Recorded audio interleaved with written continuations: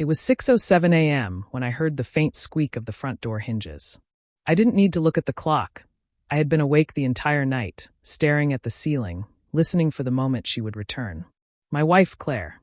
The woman I once thought was my everything. She tiptoed inside like a thief, holding her heels in one hand, her hair messy, her perfume faintly mixed with the scent of cigarette smoke that wasn't hers. I could picture it already. The bar, the drinks, and him. The man she swore was just a colleague. She tried to move quietly, but I heard every step. The cautious patting of her feet across the living room carpet, the careful click of her bag placed on the table, the slow intake of her guilty breath. I didn't move. I was sitting in the dark corner of the living room, where the shadows swallowed me whole. She didn't even see me. Her phone buzzed once in her purse. She froze, then pulled it out quickly. The blue glow of the screen lit up her face. A text. I didn't need to see it to know who it was from. Her lips curled into the faintest smile. That was all the confirmation I needed. I let her have her illusion a few moments longer, pretending I wasn't there. She headed upstairs, but before she could, her eyes fell on the envelope I had left neatly on the kitchen counter. Her steps halted. She stared at it, tilting her head slightly, maybe recognizing my handwriting on the front. Claire. Her hand trembled as she picked it up. She probably thought it was a love note, a soft message from the husband who always forgave too easily, who always tried to fix what she was breaking. But not this time. I finally spoke from the shadows. You should read it now. She jumped, spinning around, eyes wide, clutching the envelope to her chest like it could shield her. James, you scared me. What are you doing up so early? I didn't sleep. My voice was flat, heavy. Open it. Her throat worked as she swallowed, tearing the flap open with shaky fingers. She unfolded the letter, and as her eyes scanned the first lines, her breath hitched. Claire, by the time you read this, I'll be gone. Not from the house, yet, but from you. I gave you everything, my loyalty, my heart, my faith. And you gave it all away for nights like this one. I know about him. I know about the lies, the excuses, the fake smiles. I know last night wasn't the first, and it wouldn't have been the last. But it's the last time I'll sit here waiting.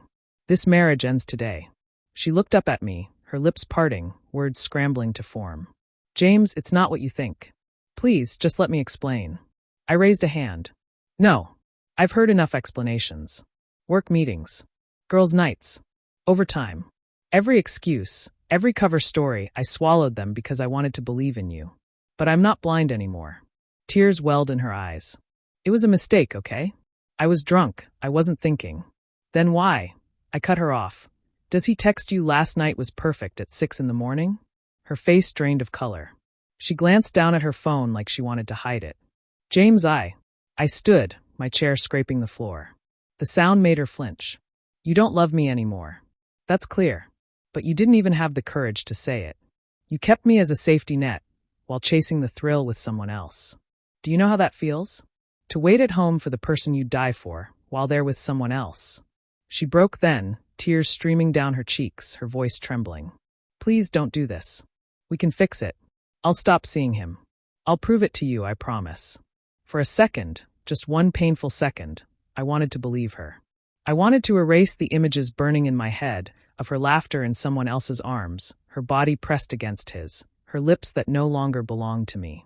But the letter in her hands was the truth I had already accepted. I stepped closer, close enough to see the smear of lipstick not meant for me, the scent of cologne that wasn't mine clinging to her. Claire, you killed what we had, and I can't revive a dead marriage. Her sobs grew louder, desperate. Don't leave me, James. Please, I need you. I shook my head slowly. No, you needed me before you let someone else into your bed. You don't get to need me now. I walked past her, my bag already packed by the door.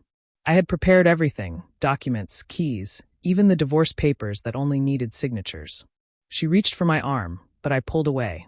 The contact felt like fire on my skin, a final reminder of what was broken. At the door, I turned once more.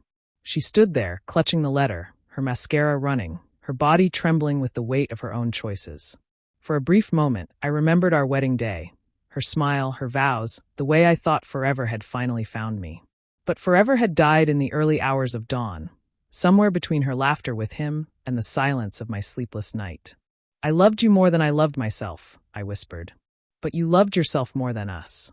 And with that, I walked out into the rising sun, leaving her behind with nothing but the final letter in her hands. She crept in at 6 a.m. after a night with him. But at 6:15, she was left with the reality she never expected. I was gone.